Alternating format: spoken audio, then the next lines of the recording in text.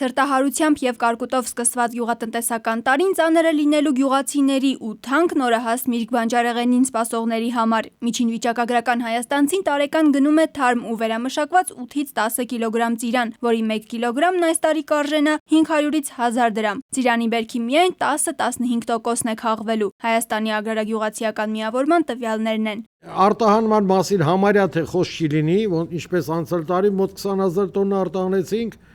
այս տարի խոսք չի լինի արտահանման մասին, բայց բոլորս էլ մի կիլոգրամ կուտենք էլի։ Փոխարենը կարտոֆիլի արտահանումն է շարունակվում դեպի հարևան Վրաստան տարածաշրջանում նկատելի դարձնելով Հայաստանի դերը որպես պարենային կարևոր արտադրանք արտահանողի։ Ու թեև կարտոֆիլի մասով վերջին 3 տարում տարածված մորմազգիների ցեց կոչվող հիվանդությունը հաղթահարվում է, Արարատյան դաշտում սմբուկի, լոլիկի, պղպեղի բերքն այս տարի էլ վնասատուներից ապահովագրված չէ։ Գյուղատնտեսի դիտարկման պատճառը տեղային պայքարն է, որը տրամաբանորեն չի կարող արդյունավետ միջոց լինել։ Միակ լուծումը քիմիական ավիացիայի կիրառումն է։ Այստեղ անպայման պետք է ուրեմն օդային մասսայական պայքար, որը որ կարծում եմ թե կառավարությունը այսպես թե այնպես գնալու է դրան։ Ինչքան շուտ գնանք,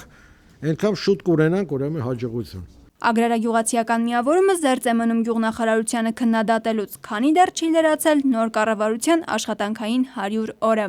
Անի Ավետյան, Վահե Եղիազարյան, ժամը լրատվական։